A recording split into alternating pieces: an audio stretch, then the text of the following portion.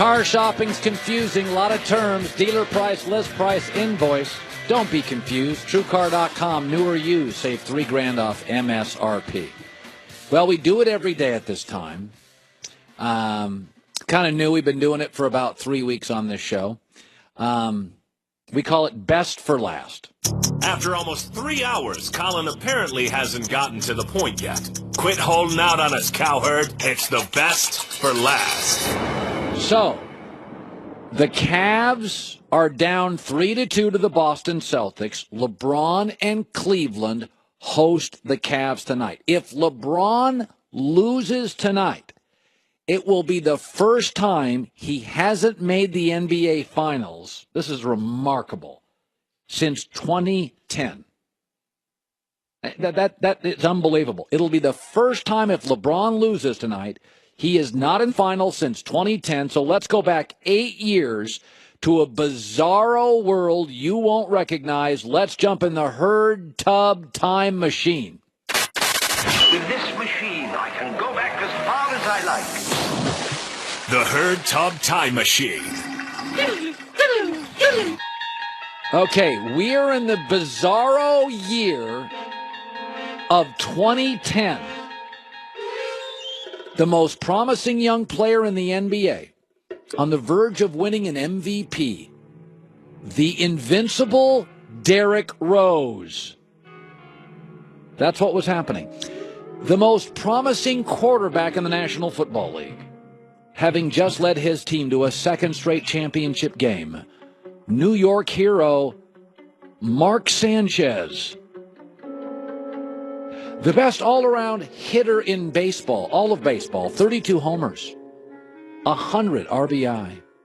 Batting .359, the best average in all of baseball. Texas Ranger Josh Hamilton. The most celebrated athlete in the world, a man respected across the world, across the globe, a true living legend. Pre-investigation, Lance Armstrong. The hottest fad, what was it in all of sports last time LeBron didn't make the finals? The thing that all the cool kids were doing. It was the World Cup. What was that thing called? They were playing the Vuvuzela?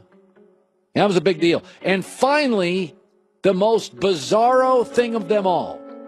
If you ventured into any Starbucks, there was no such thing as free Wi-Fi.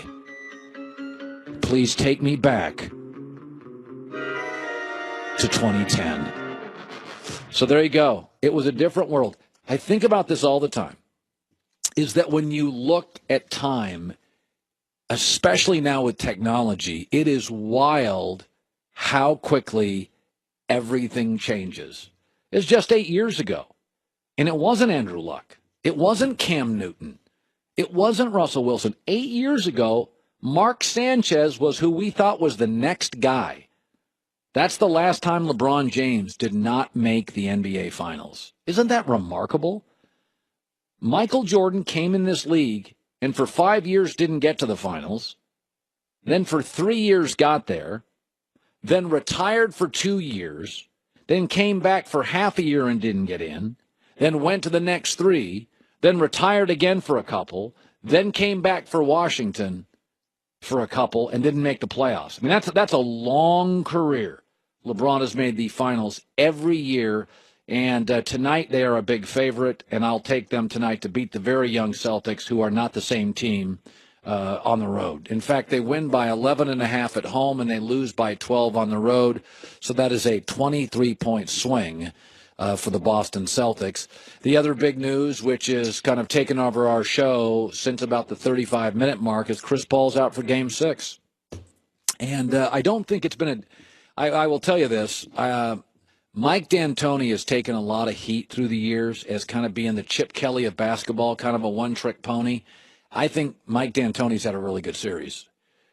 He essentially took the ball out of James Harden's hands in the second half of these last 2 games, and he's put it in the hands of Chris Paul. Now, he's not playing anybody. They only have a 7-man rotation, which is going to be problematic here because you just lost your MVP, Chris Paul. But he's had a really, really good series. Steve Kerr's had a very interesting series, and I'm not putting the blame on him. Late game execution's been poor for a veteran team that strange. They've had some real clunky out of bounds plays. I think Kevin Durant's struggling with some of Kerr's coaching. You know, we always think it's better to have more talent, and there's certainly a line on that. But, you know, the downside to inheriting all these great players is it's different now. I said this earlier in the week.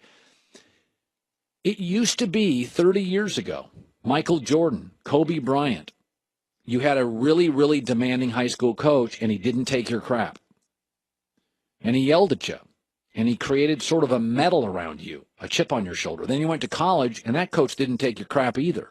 And you stayed for 3 years because your parents wanted you to get, the degree, or, the culture just wasn't one and done. And then you go to the NBA, and that guy gave you nothing but heat. Basketball today is different. Your high school coach is irrelevant if you're a great player. You have an AAU coach, and he recruits you and gives you swag and takes care of you, or you'll go play for another AAU team. And then you go to college, and even if it's Mike K., Coach K, or Dean, Roy Williams, or John Calipari, or Bill Self, they're kissing your butt because they're praying they can recruit you. They're showing you all sorts of love. And then when you get on campus, they're praying you stay for a second year. So it's butt kissing. And then you go to the NBA, and players now, even rookies, make so much money, more than coaches, with very few exceptions. That guy's kissing your butt. So by the time now a player gets to be Kevin Durant, he's got stacks of money. He's been entitled. He had an AAU coach that worshipped him and recruited him, a college coach that kissed his butt, an NBA coach that knew if you gave him flack, he'd get fired. I mean, Scotty Brooks won Coach of the Year in Oklahoma City. They ran him out. Coach of the Year in the NBA, Dwayne Casey. They run him out. They keep the players. They keep Kyle Lowry. They keep DeMar DeRozan. And so my whole point is you're getting players now that are harder to coach. They've had their butt kissed forever. They're harder to coach. Steve Kerr's talking to Kevin Durant. I don't think he's listening. There's no sugarcoating it. Despite a huge Rockets win, James Harden struggled. But with Chris Paul out, James Harden is going to be necessary, and you know what that means. He is going to need to rehydrate with body armor. James Harden's a drinker of body armor. Mike Trout's a drinker of body armor. So's Richard Sherman. It's got more electrolytes, higher in vitamins, packed with potassium. It is the better-for-you hydration option. Okay, Body Armor Sports Drink is not an energy drink. Don't be confused. Okay, dentists are okay with it. Natural flavors, natural sweeteners, no colors from artificial sources. Listen, James Harden, Mike Trout, Richard Sherman, they're not using an outdated sports drink. Why should you? Make the switch now. DrinkBodyArmor.com. Learn more.